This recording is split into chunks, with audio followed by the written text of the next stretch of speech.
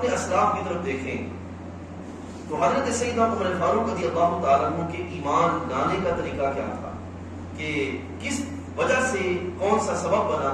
ایک تھا سبب یہ کہ دعائے رسول علیہ السلام پیچھے شامل، ایک تو وہ سبب تھا. دوسرا یہ تھا کہ جب ان کی ہمشیرہ نے ان پہ قرآن پڑھا، انہوں نے قرآن پڑھتے ہوئے سنا اپنی ہمشیرہ کو، تو وہ ان کے دل پہ اثر کر گیا. اس سے یہاں پہ یہ پہلو سامنے آتا ہے کہ قرآن مجید کو سنا جائے کان لگا کر. اس واسطے قرآن مجید فرماتا ہے وَإِذَا قُرِئَ الْقُرْآنُ فَاسْتَمِعُوا لَهُ وَانصِتُوا لَعَلَّكُمْ تُرْحَمُونَ. کہ جب قرآن پڑھا جائے تو کیا کرو؟ وَإِذَا قُرِئَ الْقُرْآنُ فَاسْتَمِعُوا لَهُ، اس کو پوری توجہ سے سنو. وَانصِتُوا، اور خاموش رہو، لَعَلَّكُمْ تُرْحَمُونَ، تاکہ تم پہ جو وہ رحم کیا جائے.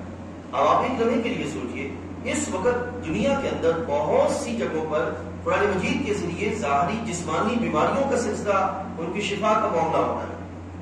اب اگر قرآن ظاہری لحاظ سے شفا ہے تو باطنی لحاظ سے شفا نہیں ہے.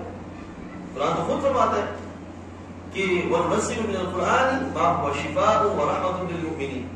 اس میں اللہ تعالیٰ جل وعلا نے اب فرماتے ہیں کہ ہم نے اس میں اتاری ہے من القرآن ما هو شفاء، وہ چیز جو شفا ہے، وَهُدًى وَرَحْمَةٌ لِلْمُؤْمِنِينَ، جس میں جو رحمت ایمان والوں کے.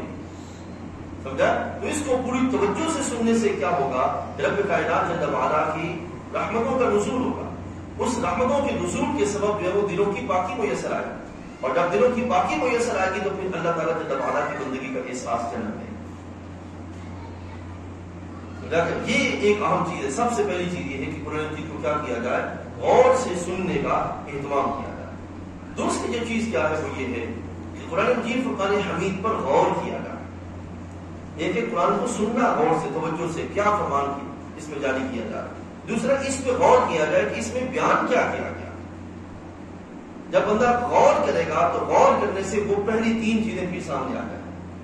غور کرنے سے، کیونکہ جو بندہ غور و فکر کی طرف ہی نہیں جائے گا، اس کو سوچے سمجھے گا ہی نہیں. کیوں؟ قرآن مجید بار بار اللہ تعالیٰ ارشاد فرماتا ہے قرآن مجید کے اندر افلا تتفکرون افلا یعقلون افلا یتدبرون القرآن. کیوں اللہ تعالیٰ قرآن مجید میں بار بار بیان فرماتا ہے؟